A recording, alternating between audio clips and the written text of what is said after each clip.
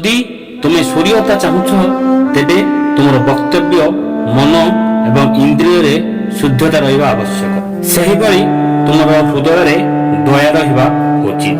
ଜଣେ ଅସନ୍ତୁଷ୍ଟ ବ୍ରାହ୍ମଣ, ସନ୍ତୁଷ୍ଟ ରାଜା, ଜଣେ ସାମାନ୍ୟ ବେଶ୍ୟା, ଜଣେ କଠୋର ଗୃହପାଳିକା, ଏହି ସମସ୍ତ ଲୋକ ବିନାଶ ପାଇଁ ଉଦ୍ଦିଷ୍ଟ।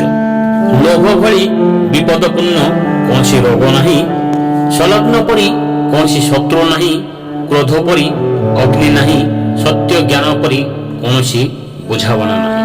ଯିବା ଉଚିତ ନୁହେଁ ସେହି ଜାଗାକୁ ଯେଉଁଠାରେ ରୋଜଗାର କରିବାର କୌଣସି ମାଧ୍ୟମ ନାହିଁ, ଯେଉଁଠାରେ ଲୋକମାନଙ୍କର କିଛି ଭୟ ନାହିଁ, ଯେଉଁଠାରେ ଲୋକମାନେ କୌଣସି ଜିନିଷ ପାଇଁ ଲଜ୍ଜିତ ନୁହନ୍ତି, ଯେଉଁଠାରେ ଲୋକମାନେ ବୁଦ୍ଧିମାନ ନୁହନ୍ତି ଏବଂ ଯେଉଁଠାରେ ଲୋକମାନଙ୍କର ଦାନ କରିବାର ପ୍ରବୃତ୍ତି ନାହିଁ।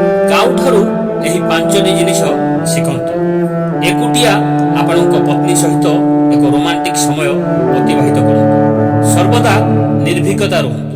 ଉପଯୋଗୀ ବସ୍ତୁ ସଂଗ୍ରହ କରନ୍ତୁ। ସବୁଆଡ଼କୁ ଦେଖନ୍ତୁ। ଅନ୍ୟମାନଙ୍କୁ ସହଜରେ ବିଶ୍ୱାସ କରନ୍ତୁ ନାହିଁ।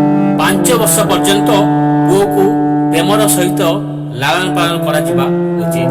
10 ବର୍ଷ ପର୍ଯ୍ୟନ୍ତ ତାଙ୍କୁ ବାଡ଼ି ମାଡ଼ ହେବାର ଧମକ ଦିଆଯିବା ଉଚିତ।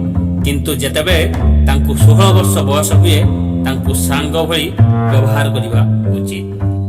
ଯାହାର କାମରେ କୌଣସି ଆଦେଶ ନାହିଁ ସେ କୌଣସି ସୁଖ ପାଇପାରିବ ନାହିଁ, ଲୋକମାନଙ୍କ ମଧ୍ୟରେ କିମ୍ବା ଜଙ୍ଗଲରେ। ଯେତେବେଳେ ସେ ଲୋକମାନଙ୍କୁ ଭେଟନ୍ତି ସେତେବେଳେ ତାଙ୍କର ହୃଦୟ ଜଳି ଯାଇଥାଏ।